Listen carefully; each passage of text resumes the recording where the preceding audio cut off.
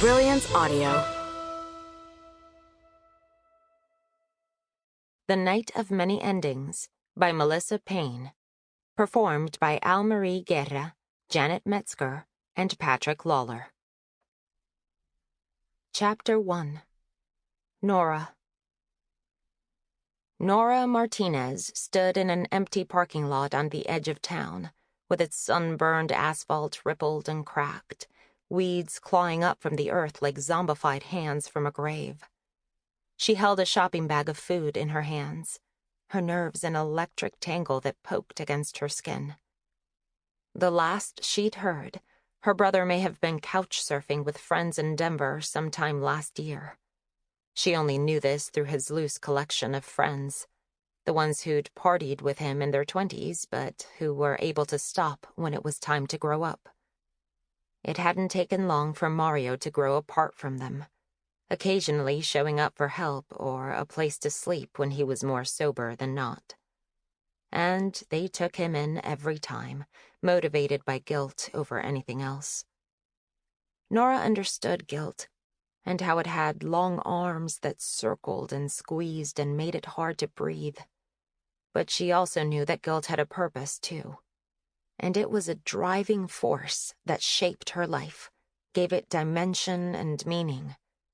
She had survived the accident, but in many ways Mario had not. The late afternoon sun was a buttery yellow. In its warmth, even the shattered windows and broken bay doors of the old factory seemed less sad. But then, like it does in early spring, the light retreated when the sun slipped behind the trees, and the abandoned factory that rose before her became what it was.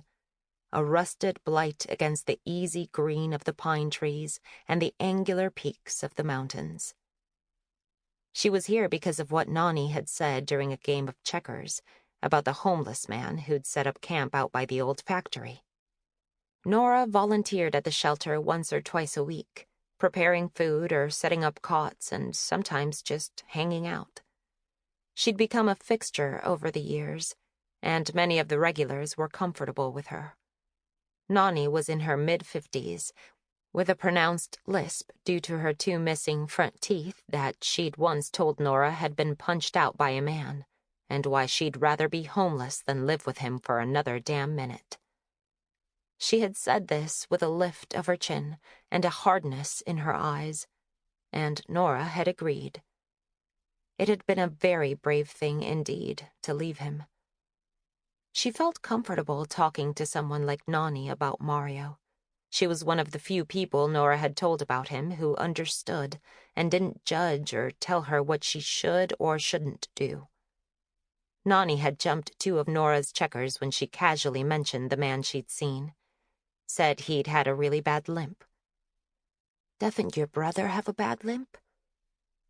Nora's pulse had thumped so hard she felt it in her neck. A familiar sensation came over her, and she'd tried to push it away, but a wave of hope had crashed around her heart. There had been so many false alarms over the years, each one followed by a terrible desperation and a sinking feeling that he was lost forever. So she'd tried to stay calm, remind herself that it was more than likely someone else. Mario had always stayed in and around Denver anyway.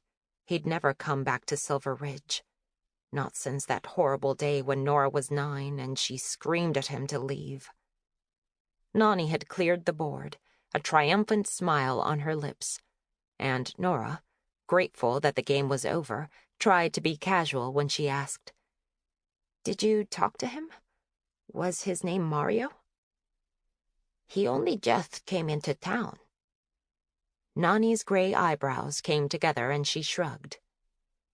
"Didn't catch his name."